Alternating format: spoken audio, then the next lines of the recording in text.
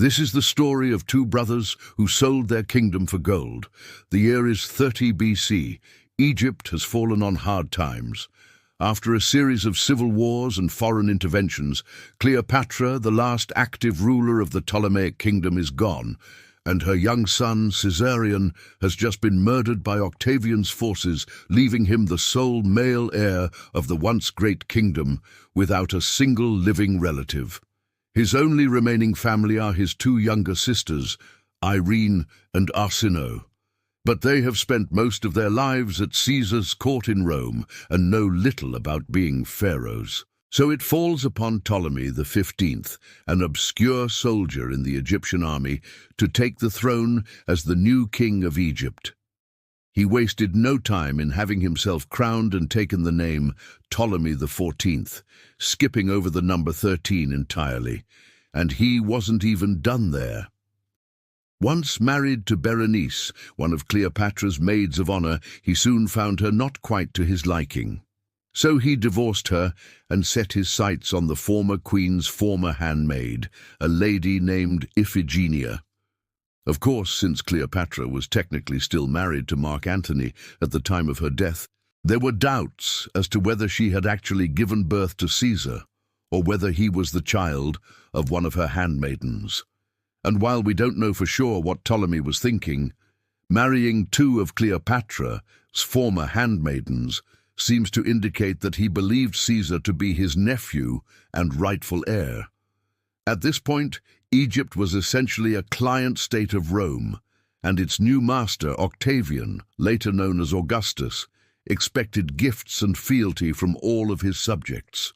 And so it fell upon Ptolemy the 14th to travel to Rome and pay his respects. But before he could get there, he died aboard his ship from a mysterious illness, conveniently making his way for his younger brother, Magas, to become the new pharaoh.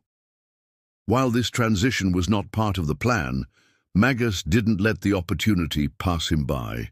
Also eager to secure his position, Magas followed in his brother's footsteps and married one of Cleopatra's former handmaidens, this time a lady named Selene. And then, just like his brother before him, he too became inexplicably ill and died. This time, though, he did not leave any surviving heirs, leaving the kingdom in the hands of their youngest sister, Cleopatra Selene II. Cleopatra, now the sole ruler of Egypt, wastes no time in securing her own power. Her first act as pharaoh is to come down against her uncle, Ptolemy the 13th, and strip him of his position as high priest of the god Amun, a role that gave him great political power within the kingdom.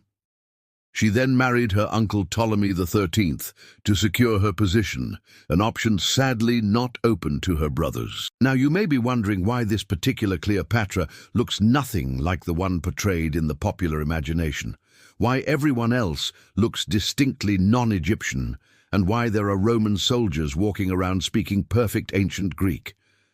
Well, this is because Cleopatra II was Greek, not Egyptian, and ruled over a Greek, not an Egyptian kingdom. You see, when Alexander the Great conquered Egypt in 332 BC, he founded the city of Alexandria as a Greek city. It would go on to become the cultural capital of the Hellenistic world, attracting people from across the Mediterranean and the Middle East. As such, it was home to a wide variety of cultures, ethnicities, and languages.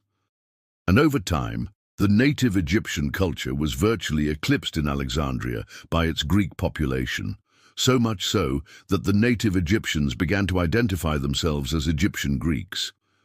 By the time Cleopatra ascended to the throne, some 200 years later, ancient Egyptians were practically indistinguishable from other Greeks and spoke the Koine Greek language. But that doesn't mean that the Egyptian people forgot their ancient heritage altogether.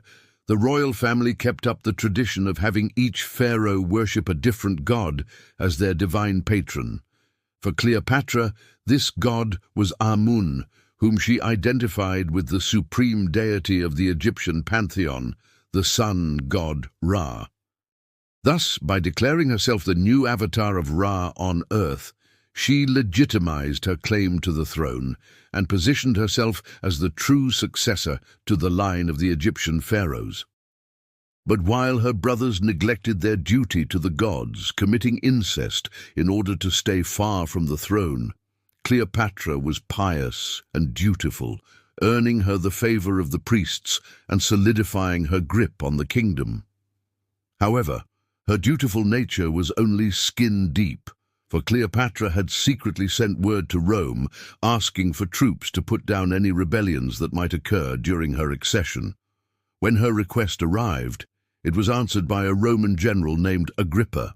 Traveling to Alexandria, Agrippa pledged his support to the young pharaoh and demanded the kingdom pay 600 talents of gold to Rome for its defense.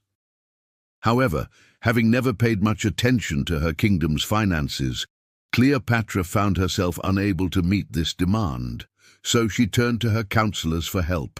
Now, these counselors had been appointed by her father, Caesarion, and were loyal to him, not her. They advised her to refuse Agrippa's demands and use the money instead to build a navy to defend the kingdom. However, after much soul-searching, Cleopatra decided to throw her lot in with Rome and secure her kingdom's future by paying whatever price was demanded of her. To raise the money, she pawned many of the crown jewels and other valuable treasures and shipped them off to be sold in Rome. Then she set about raising the rest of the money through taxation. But her subjects, tired of being milked by Rome and resentful of their foreign overlords, rose up in revolt. Fearing for her safety, Cleopatra fled to the Temple of Artemis, one of the ancient world's 7 wonders. However, the rebels had another plan in mind for the young pharaoh. They wanted to force her to marry a certain Roman senator named Gaius. But before they could reach her, Agrippa arrived with Roman reinforcements to put down the rebellion. Once the dust had settled, Cleopatra emerged from the temple, none the wiser as to what had transpired. But she knew that she owed her life to Agrippa and that she would never have survived without his help. And so she invited him and his troops to the palace for a victory feast. In gratitude, Agrippa agreed, but insisted that he must first collect the final installment of the money her father had owed Rome. But Cleopatra, realizing that she now had Agrippa by the proverbial jewels, refused, saying that it would be impossible for her to come up with the money before her wedding. Agrippa, realizing that he had been played, drew his sword and attacked her. But Cleopatra was prepared. The young pharaoh picked up a ceremonial dagger and fought Agrippa to a standstill. She then challenged him to a contest of wit, saying that if he could guess the number of grains of sand in a glass jar, she would give him half of her kingdom and double the money. Agrippa accepted the offer, but he failed to guess correctly, and the deal was struck.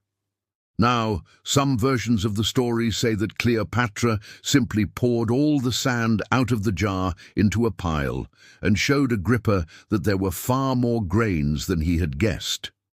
But others, including Plutarch, say that Cleopatra simply had her servants carry the jar to the palace treasury and have it filled with coins, which they then carried back to Agrippa.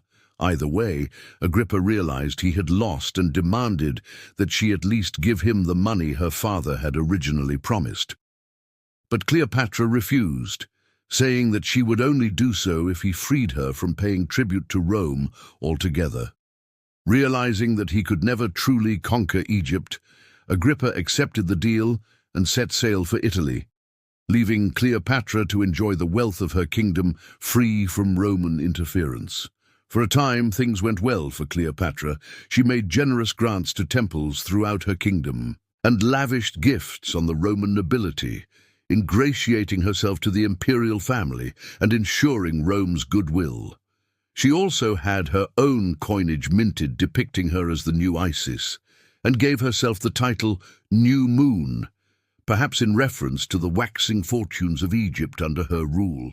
But her good fortune did not last forever. The grateful Romans were more than happy to accept her gifts, but they also had no qualms about taking her treasures by force.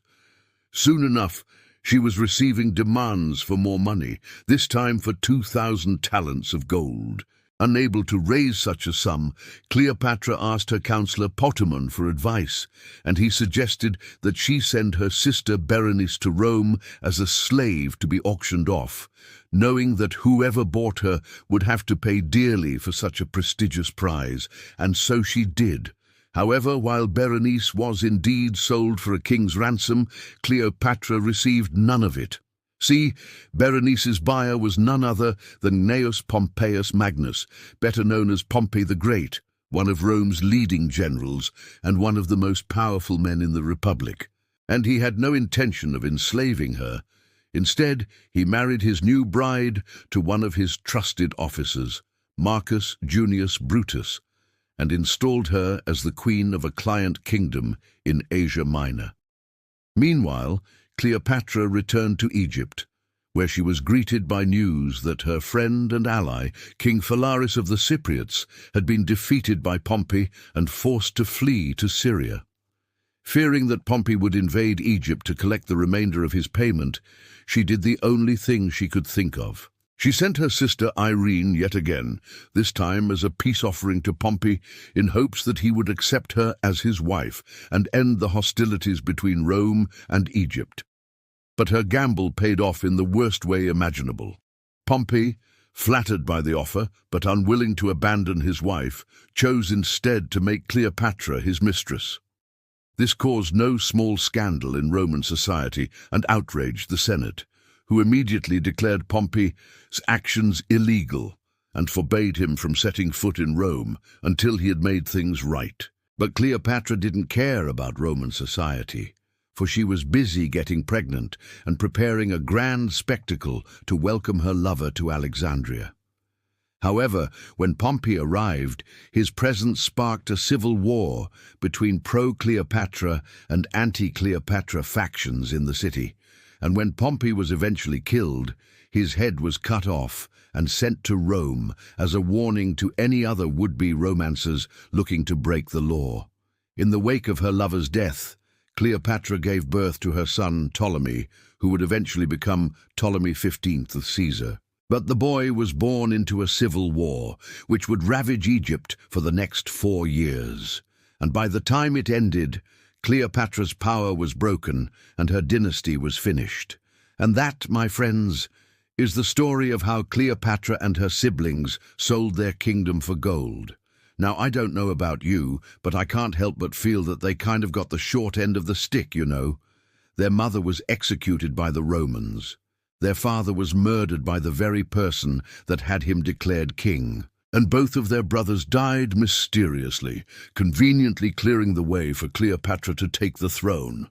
But hey, maybe it was all just a big misunderstanding. Maybe their brothers were just really sick and the timing was just a crazy coincidence. What do I know? But you know what I do know. I know that you're gonna love this next video. Click here to watch the story of the man who sold the world, or click here to watch this other video. Don't click on both, choose wisely. You know the drill.